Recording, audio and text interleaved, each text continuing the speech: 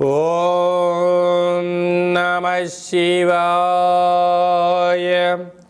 ఓం నమో నారాయణాయ.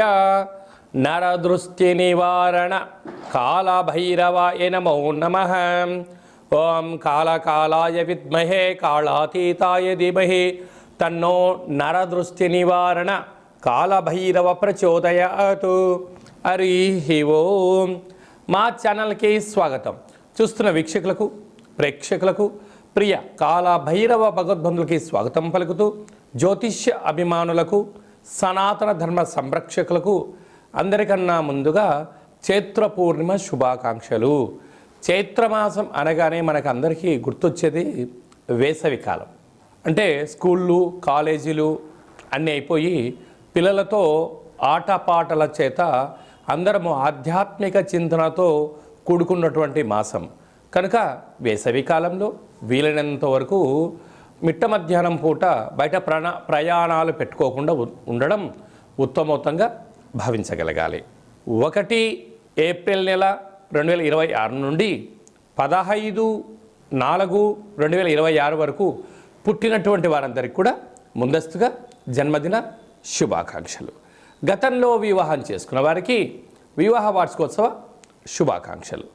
ద్వాదశ రాశుల్లో గ్రహ గమనాలను వీక్షింపచేద్దాం.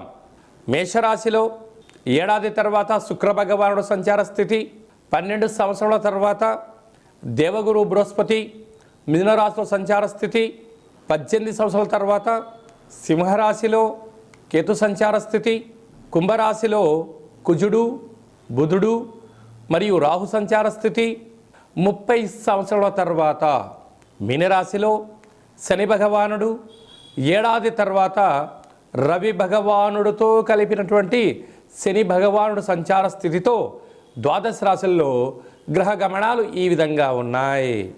కన్యరాశి వారికి ఏడాది తర్వాత సప్తమ స్థానంలో 2 గ్రహాల సంచార స్థితి సంయోగం ఉన్నప్పుడు ఆనందకరమైన జీవితం పొందాలి అనుకుంటున్నట్లయితే ఎలాంటి విధి విధానం పాటించాలో ఈ వీడియోలో సవివరంగా సంపూర్ణంగా తెలుసుకుందాం. కన్యరాశిలో ఏ నక్షత్రాలు వస్తాయి అనగా ఉత్తరా నక్షత్రంలోని 2, 3, 4 పాదాలు, హస్తా నక్షత్రంలోని 4 పాదాలు, చిత్తా నక్షత్రంలో 1, 2 పాదాలు కలిపితే కన్యరాశి. రాశాధిపతి బుధ భగవానుడు.